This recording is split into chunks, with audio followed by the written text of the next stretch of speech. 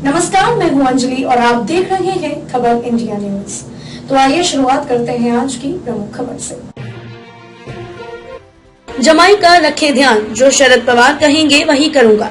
एकनाथ शिंदे के मन में क्या चल रहा है? महाराष्ट्र के मुख्यमंत्री एकनाथ शिंदे ने बुधवार की शाम एमसीए चुनाव के पहले डिनर टेबल पर एक बात कहकर सबको चौंका दिया है। महाराष्ट्र की राजनीति में एकनाथ शिंदे के इस वाक्य के सियासी मायने निकाले जा रहे हैं।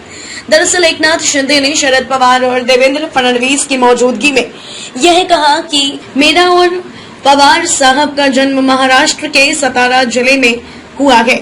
मैं वही करूंगा जो पवार साहब कहेंगे।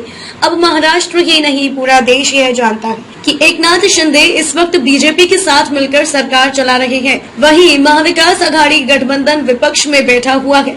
एकनाथ शिंदे ने उद्धव ठाकरे की पार्टी शिवसेना को तोड़कर गठबंधन किया है। अब तक शरद पवार की मुखालफत करने वाले एकनाथ शिंदे अचानक उनकी शान में कसीदे पड़ने लगे तो माथा ठनकना स्वाभाविक है। यह सवाल राज्य का हर युवा, बुजुर्ग और महिलाएं सोच रही होंगी। अगर आप एकनाथ शिंदे के इस बयान को सियासत से जोड़कर देख रहे हैं तो फिर रुक जाइए। दरअसल एकनाथ शिंदे ने यह बयान एमसीए चुनाव के मद्देनजर बुधवार की शाम दिया था। हम सब जानते हैं कि शरद पवार बीसीसीआई के पूर्व अध्यक्ष रह चुके। सियासत से लेकर क्रिकेट तक पर शरद पवार की अच्छी पकड़ है।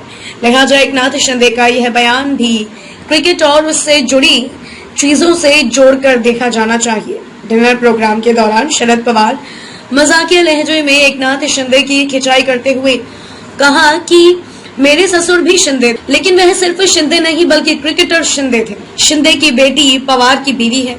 ऐसे में एकनाथ शिंदे को भी अपनी बेटी का ध्यान रखते हुए कुछ भी दामाद कहे उस पर गंभीरता से ध्यान देना चाहिए। फिलहाल मैं यही विनती करूंगा कि शरद पवार के इस मजाक के बाद महफिल में मौजूद तमाम लोग हंसने लगे और तालियां बजाने लगे। इसी हंसी मजाक को आगे बढ़ाते हुए देवेंद्र फडणवीस ने कहा कि अब जब पवार साहब ने मुख्यमंत्री तक को यह जवाबदारी दी है और उन्हें एक तरह से बांध दिया है तो फिर ससुराल पक्ष के व्यक्ति की बात को कौन टाल सकता है। खबरों में अब तक के लिए बस इतना ही। मिलते हैं फिर ऐसी ही बड़ी खबर के साथ। तब तक के लिए नमस्कार और देखते रहिए खबर इंडिया न्यूज।